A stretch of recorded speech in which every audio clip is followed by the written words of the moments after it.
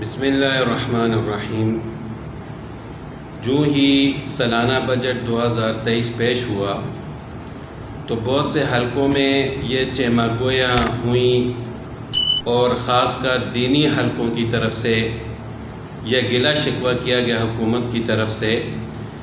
کہ ہر سال بجٹ میں مساجد اور مدارس کا نام نہیں لیا جاتا اور ان کے لیے کسی قسم کا کوئی بجٹ مختص نہیں کیا جاتا اور نہ ہی ان کے لیے کوئی سہولیات میسر کی جاتی ہیں۔ لیکن اگر غور سے دیکھا جائے تو حکومت نے مساجد اور مدارس کے لیے ایک بہت بڑا پیکج دیا ہے اور ایک بہت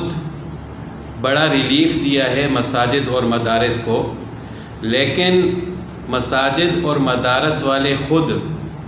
اس پیکج اور اس ریلیف سے فائدہ اٹھانے کے لیے تیار نہیں ہیں۔ اب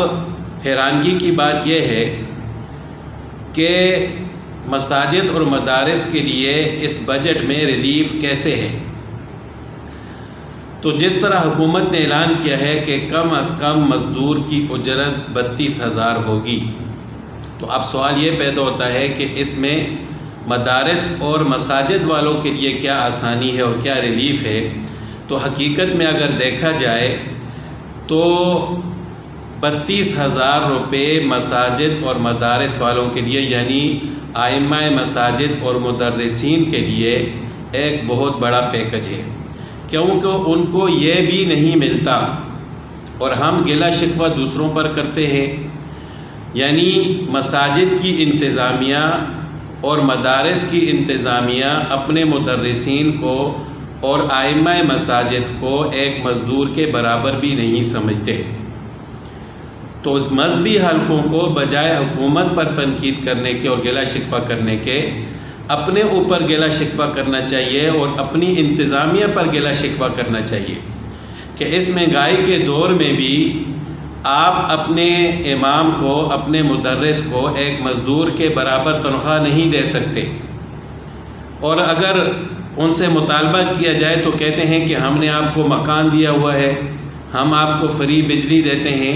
تو اس میں کون سی بڑی بات ہے؟ کیا یہ جتنے بھی سرکاری ملازمین ہیں ان کو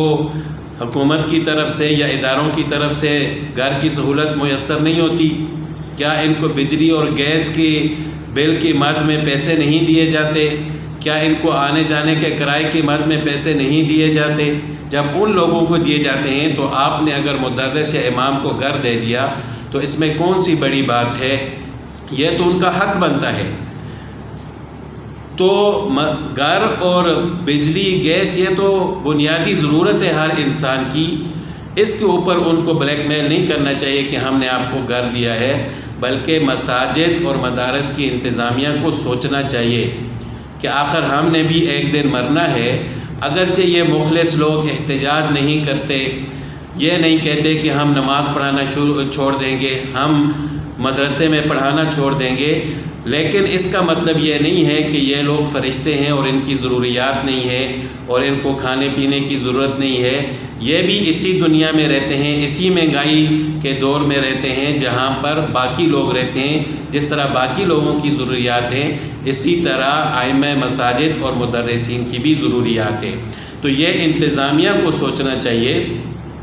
کہ ہم اپنے امام کے ساتھ اور مدرس کے ساتھ کیسا سلوک کرتے ہیں، پھر اس کے بعد ہمیں دوسروں پر گلہ شکوہ کرنا چاہیے۔ اب دیکھیں کہ مساجد اور مدارس کی انتظامیہ یہ مذہبی لوگ ہوتے ہیں، اکثر علماء ہوتے ہیں، علماء نہ بھی ہوں تو ان کو مذہبی لوگ کہا جاتا ہے۔ علماء کے ساتھ، تقوی دار لوگوں کے ساتھ ان کا اٹھنا بیٹھنا ہوتا ہے، تو پھر ہمارا تقوی